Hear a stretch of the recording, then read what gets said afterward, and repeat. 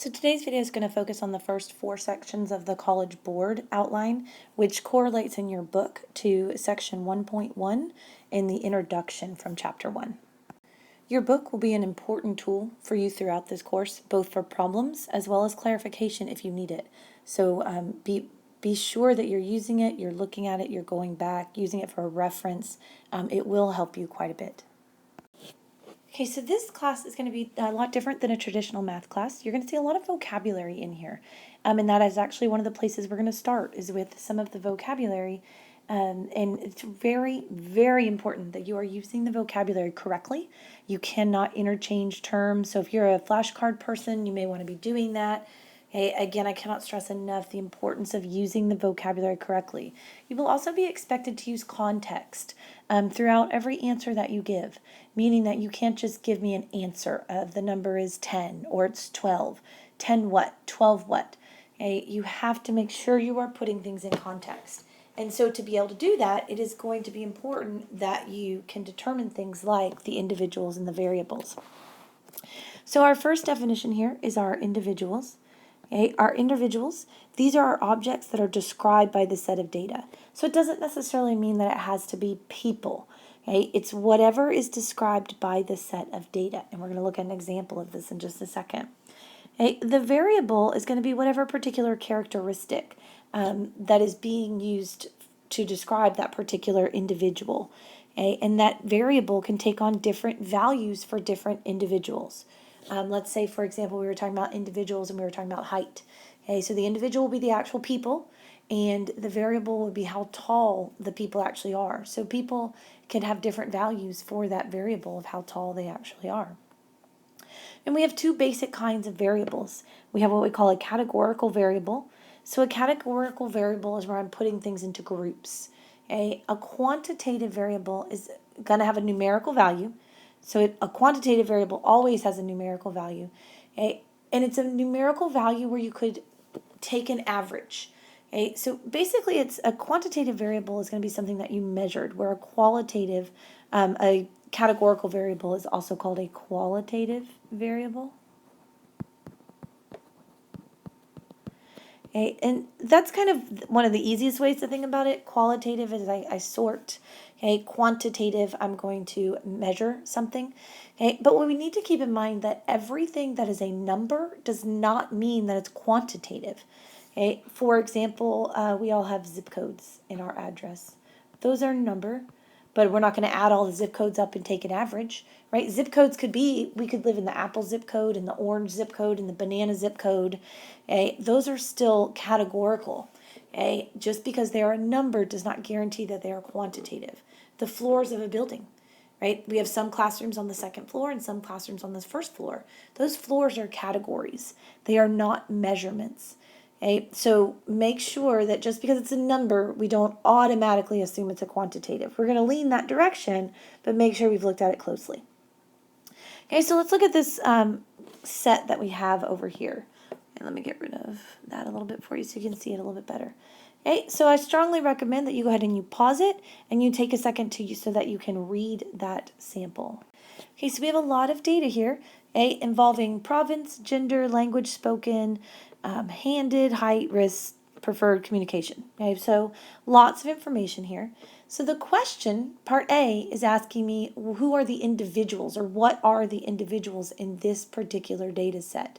So the individuals in this particular data set, they're going to be my 10 randomly selected Canadian students that participated in this survey. Remember how I said earlier that you're going to need context? That's my context. Right, these 10 randomly selected Canadian students who completed this particular survey, not some other survey, not something else. This particular survey, that's my individuals in the data set here. B is asking what variables are being measured.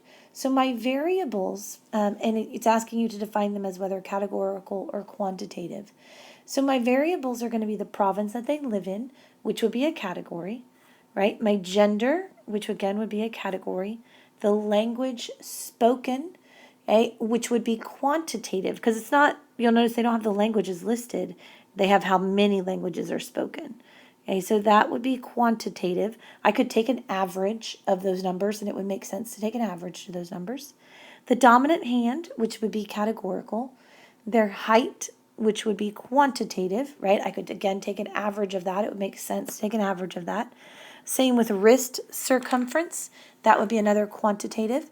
Okay? And my preferred communication would be categorical. I sort that into those various categories. Part C asks you to describe the individual in the highlighted row. So this is going to be my context. And when we go through these example problems and videos, you're given the problems so you don't have to worry about writing the problem down, but you should be trying to solve them. Okay? If you can, you've paused the video, you've tried to answer, and then you come see what the answer is. Okay? And where people sometimes have trouble here is we want to shortcut our context here. Okay? And when we shortcut context, what will happen is we usually end up losing points. Okay, so for instance, this one here asks us to describe the individual in the highlighted row. Well, we're not going to pick and choose what we're going to describe about them. We're going to write all of this out. We're going to say that the individual is a male that lives in Ontario that speaks 4 languages. They are left-handed, and their height is 157.5 centimeters with a wrist circumference of 147 millimeters. You'll notice I'm using my units for things that I measured. Okay, and their preferred communication is text messaging. Okay, so I'm not going to write all of that because it becomes a big giant mess on the iPad. Okay, but that would be the expectation if you were asked to do this on a quiz or on a test, is that you wrote every single bit of that out. So let's look at a distribution then. So a distribution of a variable is going to tell us what values the variable takes on and how often it does that. For instance, if you were talking about height, it would show us all the different heights for the individuals, and we'd be able to see, do some of them have the same height? Okay, so maybe there's some heights that are taken on 3, 4, 5 times. Okay, some that are only taken on 1 time. Okay, and there's lots of different distributions that we could have, and they come in a variety of shapes. Okay, and those are things that we'll talk about later as we move further through the course. Okay, but right now, what we need is our basic definition. Right, is that it tells us what values the variable is taking on and how often it's going to do that. Okay, so if we look at our next sample here, we have these radio stations. Okay, and these radio stations, you'll notice I have 2 tables here. I have what I call a frequency table and a relative frequency table. So my frequency table, these 2 are a little bit different. The frequency table is giving me my actual numbers of how many times this happens. You'll notice my category here is count of stations. So for example, for country, I see 2006 stations are country stations. I see that 750 are Spanish language stations. So this is giving me the actual count of how often it's going to happen. My relative frequency table is going to show me percentage of stations. And I found that the way I found any other percentage, right? For example, the adult contemporary, I took 1,556 over my total stations, 13,838 stations, and I get approximately 11.2% of the stations are adult contemporary. So ideally, one of the things you should be doing when you look at data like this is that you should be checking for consistency. All of these numbers right here in the frequency table, they should add up to 13,836 or 38. I shouldn't have any that are missing. Okay? That would show that I'm hiding something somewhere. My relative frequency should also add up to 100. Okay? You'll notice in this case it does not. And that is not due to the fact that they're hiding something or something's missing. That's what we call a round-off error. Okay? Which can happen when we're not taking things out, a bazillion decimal places. I could end up rounding, and so I end up with that 99.9 instead of a perfect 100. I could have had 100.1 due to a round-off error. But again, that doesn't mean there's something wrong with the table. So we need to be comfortable and pay attention, pay very, very close attention to the table. Did the table give me a count, or did it give me a percent? I can then take that table and I can put that table into a number of different graphs to describe the categorical data. Hopefully you realize that the radio station data is categorical. They were sorted into those categories of adult, contemporary, oldies, news and talk, the different categories that the radio station could have been.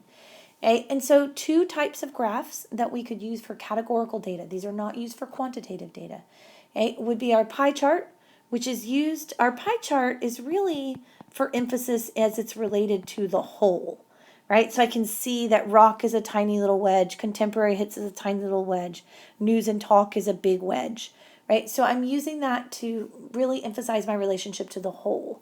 A bar graph, which hopefully most of you are familiar with, okay, our bar graph can show us our distribution, and it can be used to compare data sets that are measured in the same units. It doesn't even matter, like I could look at another company's radio stations and I could easily compare their distribution of those radio stations. A bar graph is also easier to read. For example, if I look at the country station here where you can see where it told you it was 14.9% of the radio stations, that can be difficult to estimate, especially when your pie pieces come off of the noon, the 3, the 6, and the 9 on the clock, like the Spanish radio station one. That little percentage of the pie can be difficult to estimate. However, if I have it on a bar graph with a good scale that's nice and consistent, right, and I'm looking at my percent of stations, I can pretty easily, oops, it's hard to do this with my finger, come across on the Spanish station and see that it would be approximately 5%. Okay, so a bar graph in general is easier to read. So again, your pie graph, your pie chart, you're really only drawing that if you're trying to emphasize a relationship to the whole. So let's look at this example and let's look at what's going to make a good bar graph here. So in looking at this example, it's looking at MP3 players, and it took a survey of who owns them.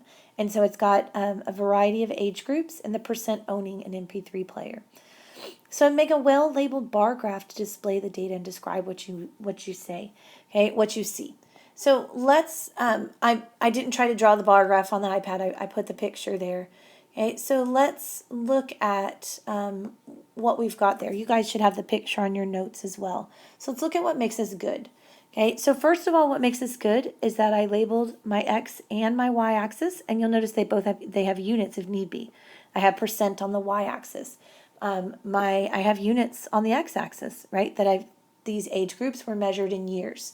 So that's going to be really important. So we labeled the X and the Y axis. Okay. For my vertical scale in percent, I kept it consistent, right? You'll see I have the same distance between each bar as I move up the Y axis, and they're all measuring in tens, right? I'm very consistent here.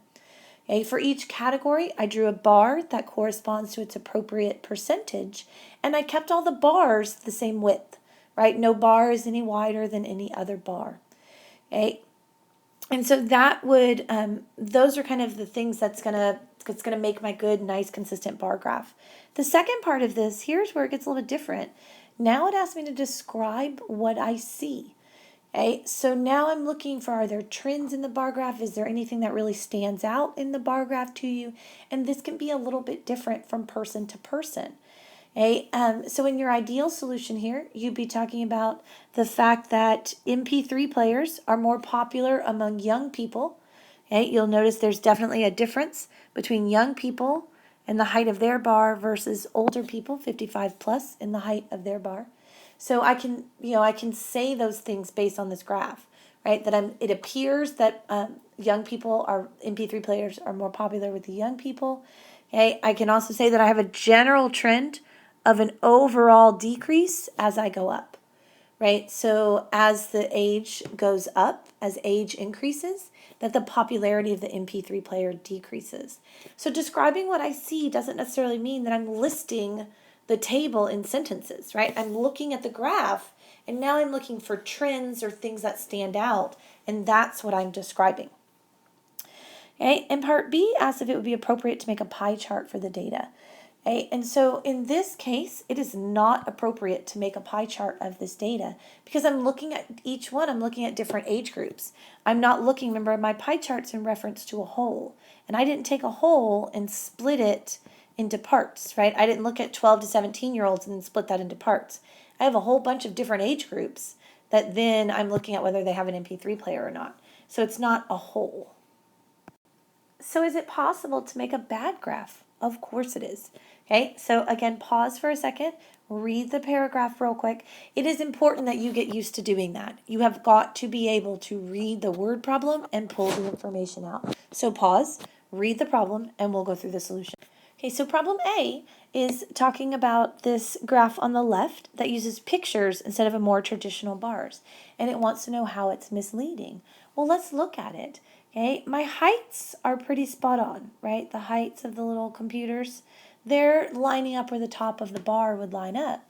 Okay, but because of the way the area of the picture shows up, right? The fact that to get the picture tall enough, I expanded the picture side to side as well.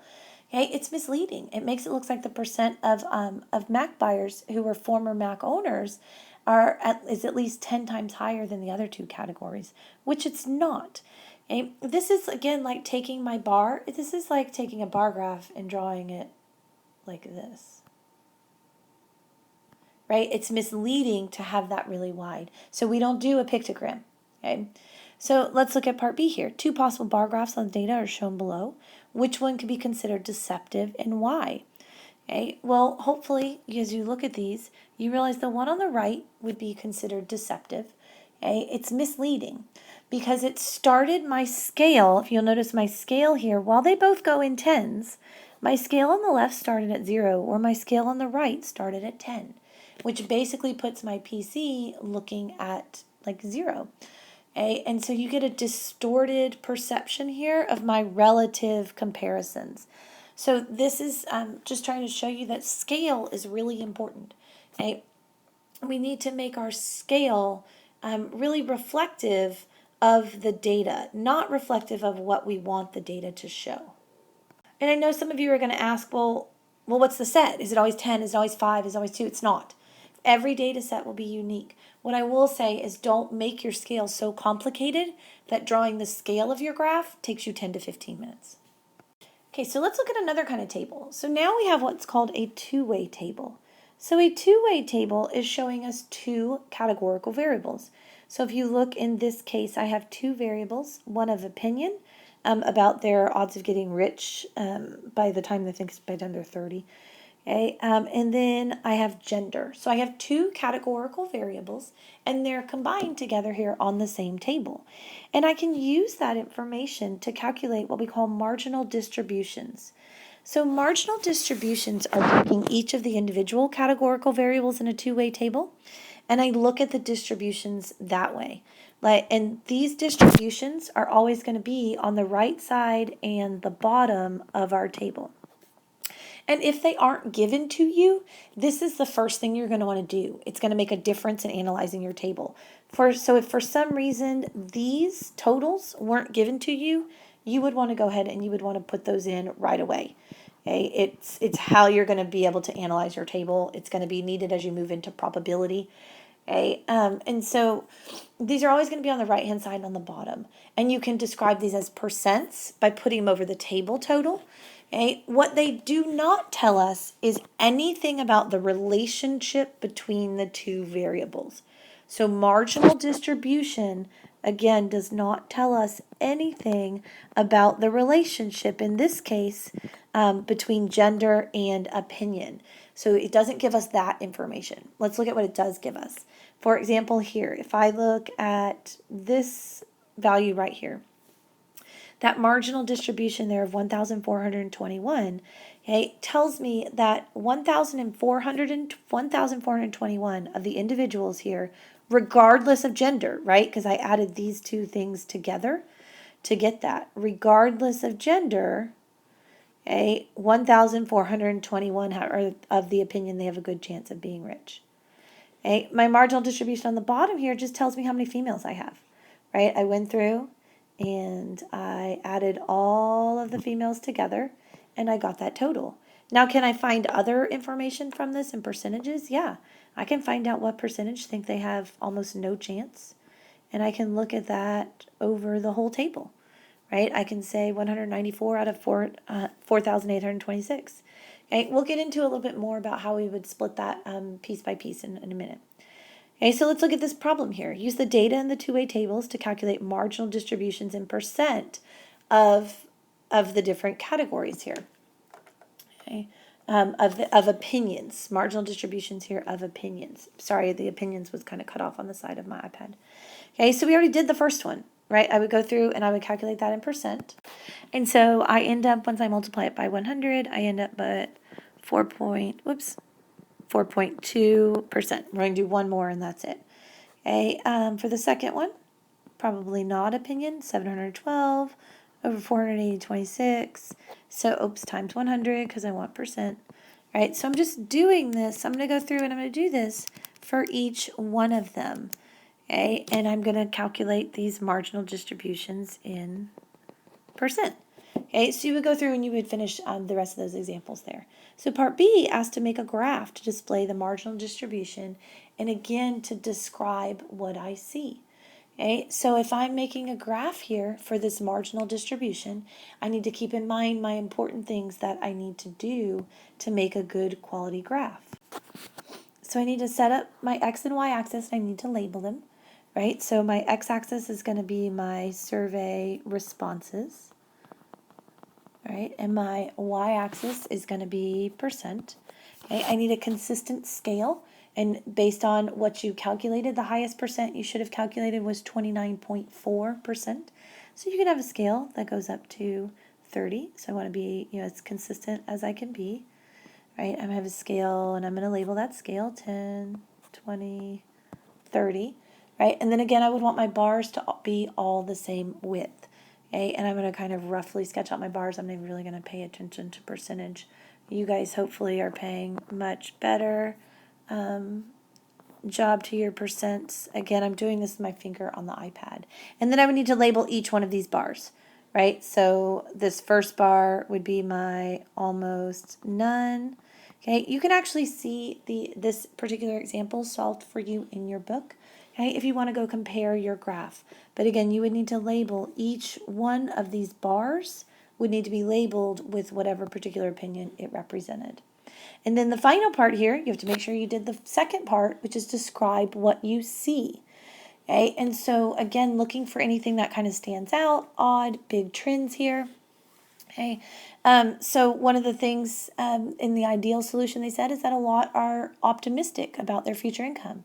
Over 50% of them think they have a good chance or almost certain that they would be rich by the age of 30. So again, just looking for that overall trend and or things that stand out. So now let's look at if I wanted to calculate what we call a conditional distribution. So the conditional distribution of the variable describes the values of that variable among individuals who have a specific value of another variable. Okay, so there's a separate conditional distribution for each value. So let's look at what that means. Okay, so for example here, calculate the conditional distribution of opinion among the young men. So in this case, I'm only looking at opinion among the young men. So to be honest, I don't care about this column for females right now, which means these totals over here become useless to me because I don't care about the female. My condition right now that I'm looking at is the opinions of the young men. So now I go through and I take 98%, 98 of the men thought they had almost no chance. And my total of men was 2,459. So now I can find my percentage here of that times 100, okay, is going to equal 4%, right? And then I can go through and I can probably not, right? Again, since I'm only looking at the young men, that's my condition, right? They have to satisfy that condition of being male for me to count their opinion in this particular one. Okay, so that's how you would look at that. Okay, and we'll be applying that information again, like I said, more when we move into probabilities and things like that. But that's my conditional distribution. So you could go through and you calculate for the males. You could go through and you calculate for all the females, right? 400, let's say. So for females, that same distribution of the probably no chance would be 426 out of 2,367, right? So I could compare those percent. So now, if I look at that survey data, can I conclude that young men and women differ in their opinions about the likelihood of future wealth? Give appropriate evidence to support my answer. What's key here is that it said appropriate evidence. meaning I need to pull information from the graph, from the data table to use it. Okay, so I've got two graphs on here. We're going to focus first on this side-by-side bar graph that compares the two. Okay, so I want my conclusion. Okay, and so my conclusion is that gender might influence their opinion. Okay, and I am going to come to that conclusion, and I'm going to support that conclusion by looking at the data and citing numbers from the data. Okay, the men are less likely to say that they have a good chance or an almost certain. The females are less likely to say that they have a good chance or an almost certain. You can see it here. Okay, and the females are a little bit more pessimistic about their options, right? They have a slightly higher almost none. They have a higher some chance, and a slightly higher 50-50 chance. Now, what I wouldn't write down for my answer is slightly higher, things like that. I would pull my actual numbers, right? Men were less likely to say that they had some chance, but probably not, because they said women was 18% for some chance and men was 11.6%. This is my evidence. Without these numbers right here, I don't have a good answer. You have to put the numbers down if you are to give actual good evidence. So my follow-up question here then would be, which one of these would be better?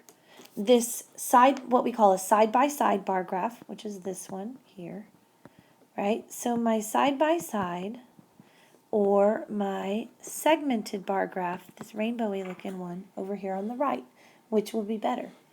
Okay, in this case, and they show the same thing, right? They show the same thing. You'll see I have my color-coded by almost none. That's the same percentage on my scale. Basically, I took all the female opinions, all the male opinions, I put them into one giant bar that adds up to 100%, right? All of the opinions. And I broke that bar into the different into the different percentage sizes. Well, in this case, at first glance, it may seem that the segmented bar is a little bit easier. Okay, male and female is about the same. Some chance the green bar is definitely bigger on females than it is on males. But what about that yellow bar? Now it gets a little bit more difficult to tell if that yellow bar, that red bar are the same size. Okay, a segmented bar graph can be very difficult to determine actual percentages because you have to start at the bottom of the segment and go to the top of the segment to determine the actual percentage, as opposed to just reading across the top of the bar. More often than not, a side-by-side bar graph is easier to read than a segmented bar graph. So just kind of keep that in mind. Another graph that we want to look at here is what's called a mosaic plot. Mosaic plots are not introduced in your book, and we're going to work with these some in school. I just want to kind of show it to you now. Okay, we're going to use the mosaic plot to compare two or more of these qualitative or categorical variables.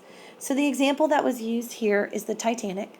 And so it's been split. Here's one categorical variable, their gender, male and female. It was split into, and then another variable would be survived. So another category would be survived, yes or no. And then into the steerage of the ship. So what class of the ship they were in, first, second, third, or part of the crew. And I can take all this information and I can put it into this, what we call this mosaic plot. So you'll see on this mosaic plot here, I've got males and females. Those are kind of the two big large squares, right, on the y-axis. So here's males and here's females. Okay, and then I've got that further split into yes or no survived. Yes, they survived is the gray, the light gray. No, they did not is the black. Okay, and then as I move across on the y-axis, I've got that further split into first, second, third, and crew. And I've done this all relative. Like I can see a large amount of my people on the ship were crew members. Okay, and then I can look into all of these crew members didn't make it. Okay, these crew members did survive, and those are all males. Okay, and so it just is broken down that way, and it's a way to just kind of look at this different information. You'll see females, there's a very small percentage of females that were crew members. Okay, although again, a lot of those relative to the size, females survived a lot more than the males did. What we have over here, and again, don't stress too much about this. We'll build these, look at these in class too. Okay, what we have over here is what we call an independent plot. So independent plot would be if none of these things mattered, if they didn't say women and children first, and none of that mattered, and they didn't, make the crew stay behind and help people.